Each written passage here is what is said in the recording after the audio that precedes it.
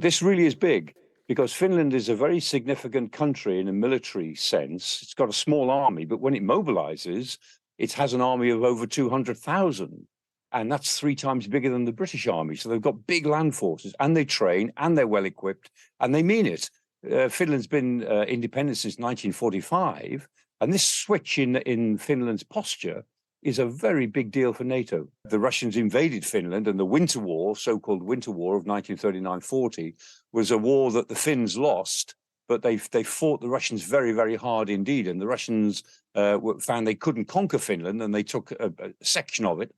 And as a result of that, Finland got itself involved in German, working with the Nazis a little bit in the Second World War. And then at the end of the war, became determinedly neutral. So Finland's been neutral since 1945. Sweden has been neutral since 1812.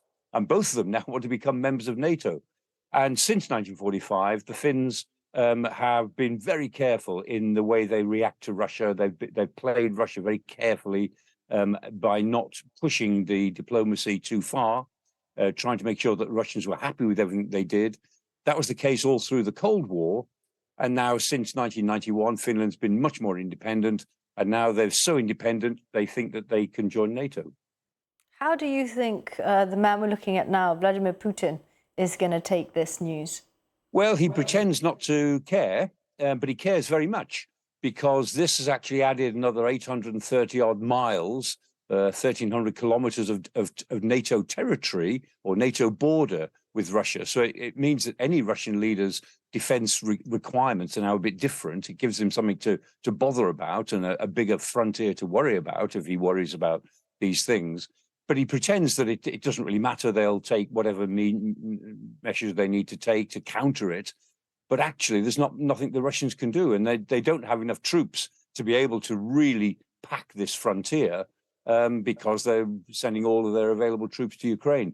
So this is the biggest development in European security since the remilitarization of Germany in 1955, when Germany came into NATO as a remilitarized state after the Second World War.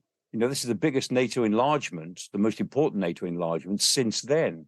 And President Putin can say what he likes about it. The fact is, this is a big diplomatic defeat for him, which has produced exactly what he said this war was designed to prevent, which was NATO enlargement. Well, isn't one of the reasons that he gave for the invasion of Ukraine the fact that NATO was on the Russian doorstep, which it wasn't? Ukraine was not a member of NATO, and they kept saying it never will be, even though it wants to be. It will take a long time. And now you've got the Finns joining up and Sweden sure to follow. Yeah, exactly. So it's made Russia's security situation much worse than it was originally, and that's not going to change in the short term. And the fact is that Putin had several motives for this Ukrainian war, but one of the motives he started to float as the war got closer was that this was all about pushing NATO back and telling NATO that it can't keep taking on new members. And remember that the new members of NATO this was all demand-driven. NATO didn't want to enlarge itself. It just was responding to requests, very strong requests by other states in Europe that wanted to join NATO. And Putin sort of assumed that NATO was behind all of this, but it wasn't really. It was just responding to demands from other countries. And so here we are now with a situation where NATO is bigger than it's ever been before, stronger than it's been in many, many years, militarily and politically. And Russia's in a situation where it can't do very much about that.